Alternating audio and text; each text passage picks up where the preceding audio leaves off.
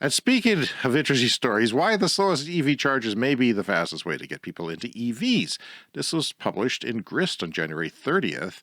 Apartments, they say, need EV charging. Supporters of trickle slow level 1 chargers, that's the chargers that, in North America, you just plug it into your 110 volt normal outlet. You get maybe 1,000, 1,500 watts out of that. Yeah, 1,500 would be the max, but on a regular basis, it would be, I think, 1,200 because it has to be like 80% of the max loads or something like that.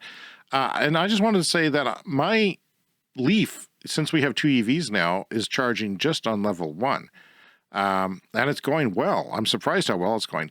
Now, I don't have a heater in the car, which used a lot of heat, and that was the main benefit of having a level 2 because you can heat off the grid.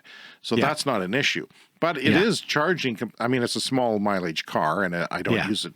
It's my around town car. So it does charge up fairly quickly, and I often charge it during the day so I can make use of my solar because it's only pulling in 1,000 watts or so, and I know that my panels might be pulling out 1,500 or 2,000 watts in the wintertime. And it's all going to my car. Yeah. So, unfortunately, the heater's broken on your Leaf, but, that helps in some way because it makes it possible to charge. I was thinking, though, if I was in a situation and it did work, and remember, it's cost more than the car to fix, unfortunately. It has to be shipped away.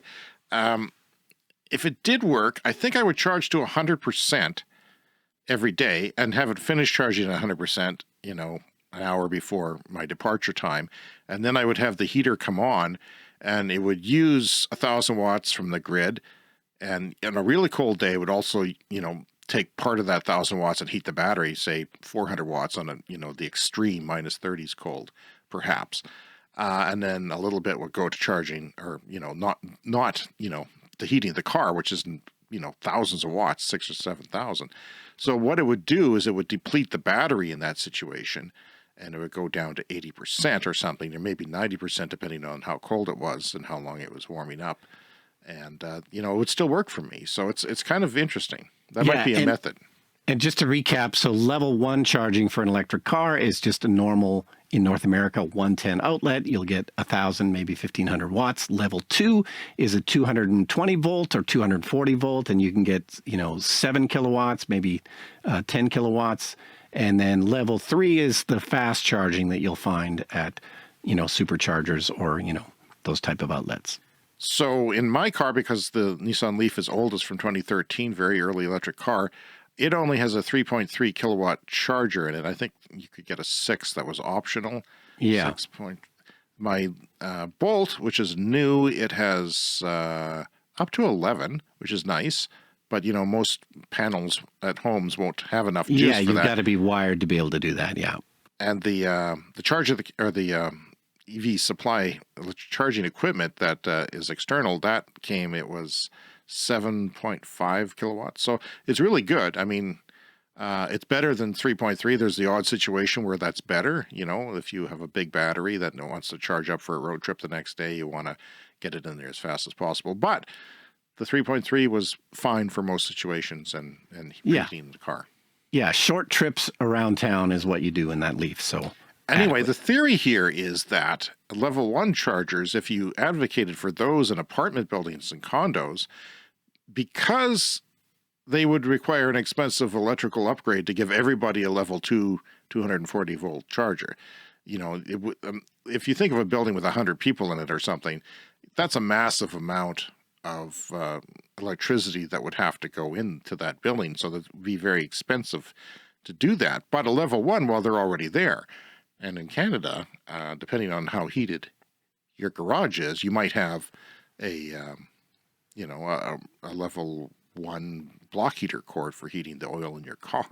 Yeah. There's quite frequently those are around. So yeah, level 2 in North America, like you said, goes up to technically, I think, about 19 or 20 kilowatts, which is ridiculous. You'd have to be rich and have a Porsche that took that much, which I think they do.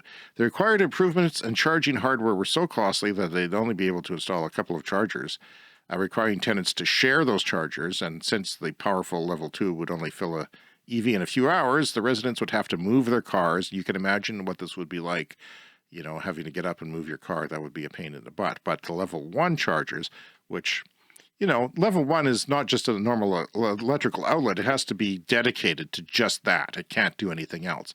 Because if you turn on a hairdryer on the same circuit, it's going to blow the circuit. It's going to blow the breaker. So it has to be dedicated for that, and it has to be, good quality and up to, I think you can actually go, it's 15 amps, but you can go to 20 amps on those outlets. So maybe that's even a possibility. So this is a community-led electricity provider called Peninsula Clean Energy, or PCE, in California. It's aimed at getting apartment building owners to adopt a commonly dismissed method of EV fueling, level 1. Now, done with a trusty wall outlet. This is in Belmont, California, by the way. One apartment owner in this program discovered they could install 30 level 1 smart outlets for one for every parking stall without major electrical work. So that was a revelation to them. So they picked up nearly the entire bill, the electrical company, to do this. And why wouldn't you? I think it's a great idea. Yeah, if you've got an apartment building, it might already have basically room in the electrical panel to put this stuff in. Yeah, I think this is an interesting idea, and it's a new idea. And from my own experience, not everybody lives where we live. Most people don't live where it gets down to minus 30, so it's not even an issue. And it's, outside of that, it's probably pretty easy to do level 1 if you don't have a long commute. And a lot of people who buy EVs these days who aren't early adopters, they're actually buying it because they do have long commutes, 100 kilometers, 200 kilometers a day. But, this has to be also a thing for workplaces, right? We need to get these into workplaces, not just level 2s, but some level 1, which here, it's the right thing to do is to turn the block heater charging ports, or the block heater outlets that we have in parking lots at workplaces here. They cycle on and off depending on the temperature. I guess if it's really cold, they stay on. But even that cycling on and off means that those chargers, the car won't work it because it's something in the electronics, some sort of signal in electronics they don't like. It's not a clean signal because they're smart plugs. So you need a special outlet for that that's on all the time.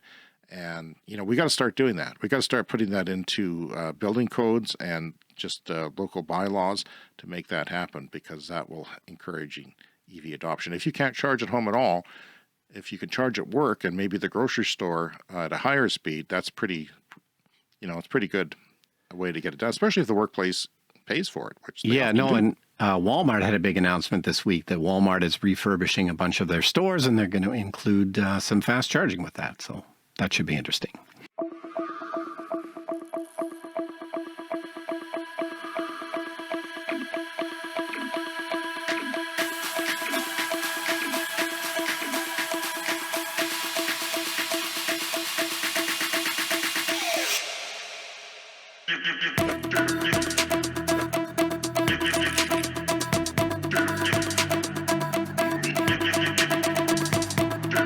The Clean Energy Show.